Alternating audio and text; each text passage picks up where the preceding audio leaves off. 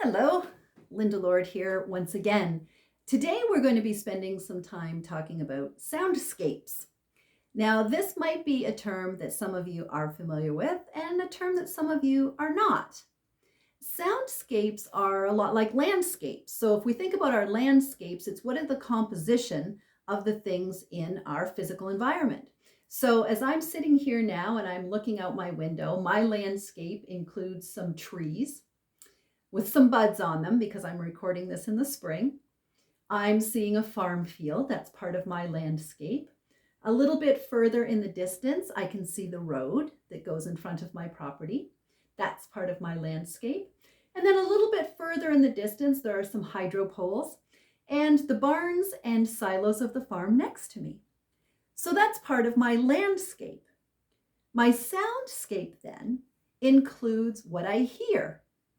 If I were to open my windows today, some of my sounds would include the wind, very windy where I live, would also include some bird sounds. On occasion, you might hear my dog bark. All of those sounds are part of my soundscape. So I want to encourage you to start listening with intention in your environment. I was working on some exercises in a writing book the other day, and one of the assignments, ironically, was to pay attention to the variety of sounds that we have in our world. And so I started writing down some sounds that start with human sounds. So here, listen to some of these and see if you're familiar with them in your world as well. Laughing, crying. And then that got me thinking, well, crying is one sound, but then sobbing is another sound. I found coughing, sneezing, talking, teeth grinding, tongue clicking, whistling, humming, growling, moaning, sighing, snoring, lip smacking, hissing, tapping our fingers, clapping, keeping rhythm, running, walking, stomping, dancing, slipping, sipping, toe tapping, thigh drumming, self-soothing, singing, yelling, whispering, joints creaking, heavy footsteps. What do you think? What additional sounds do humans make? But of course, we humans and our non-human but other life form partners, such as our animals, our horses, our dogs, our cats, our birds, our fish, they all make sounds too. So you might want separate lists of those things so that you can add those to your soundscape. So what are some non-human sounds that we experience? Thunder, the crack of lightning, wind, blowing, howling, all different adjectives that we can use to describe wind sounds, birds chirping, owls hooting, dogs barking, cats meowing, horses neighing or whinnying. We have all of the animal sounds. Airplanes, the different kinds of airplane engines, airplane tires on the tarmac,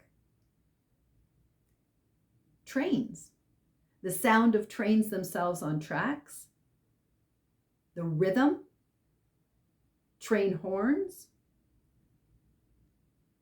the grinding when they hit their brakes, that sound. Cars, car engines, car horns, car muffler sounds, cars braking, cars screeching, cars hitting one another. We have heavy equipment. We have bulldozers. We have farm machinery, combines and tractors. We have lawnmowers, phones ringing, the sounds of texts arriving, and other social media notifications. Maybe the crack of a whip, a slap shot. So all of the sounds that we have from sports and athletics. The sound of something hitting a goalpost. The Doppler effect. So when things get closer to you, they get louder, and as they move away, they get softer. The sound of a doorbell. An ambulance. Fire truck. What is the sound of fire crackling in an open flame, out in a bonfire, or in your fireplace? The sound of radio. The sound of TV. The sound of white noise and your computer. All musical instruments. Church bells. Your furnace. Your air conditioner. Your sump pump.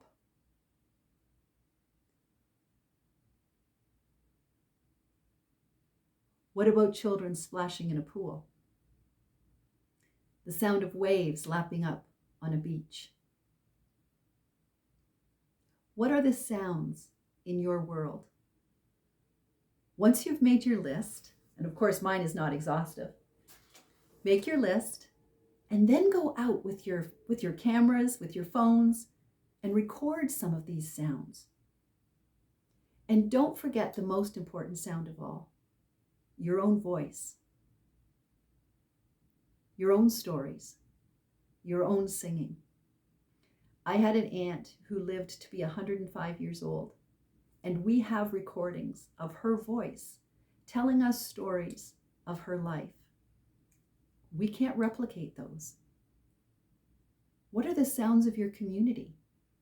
If you live in a fishing village, the sounds of your community are going to be very different than if you live in the inner city core. The sounds that we have around us help to create who we are.